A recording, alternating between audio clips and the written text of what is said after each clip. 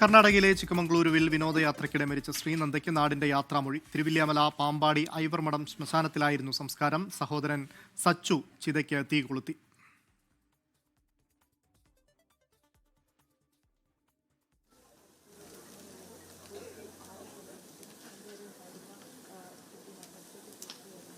പാലക്കാട് കടമ്പഴിപ്പുറത്തെ വീട്ടിൽ നൂറുകണക്കിന് ആളുകളാണ് ശ്രീനന്ദയ്ക്ക് ആദരാഞ്ജലി അർപ്പിക്കാൻ എത്തിയത്.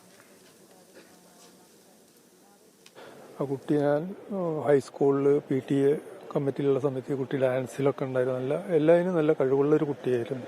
നല്ല സ്മാർട്ടായ കുട്ടിയാണ്. എന്ത് സംഭവിച്ചതെന്നുള്ളത് ദുരൂഹത തന്നെയാണ്. എന്തായാലും നല്ല കുട്ടിയായിരുന്നു. നല്ല പഠിക്കുന്ന കുട്ടിയാണ്.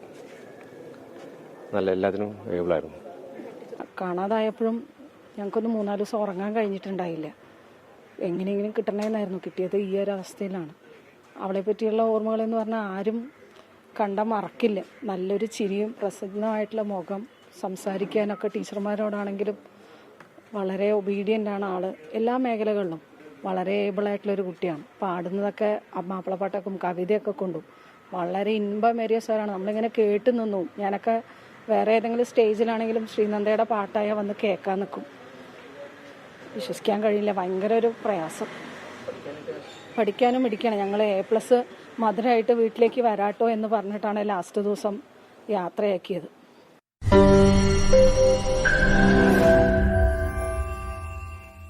ലോകത്തെവിടെയായാലും ഏത് സമയത്തും 24 വാർത്തകളും ഓഗ്മെന്റഡ് റിയാലിറ്റി പാക്കേജുകളും എക്സ്പ്ലെയിനറുകളും വിശദമായി കാണാൻ ഞങ്ങളുടെ YouTube ചാനൽ നിങ്ങൾക്ക് സബ്സ്ക്രൈബ് ചെയ്യാം.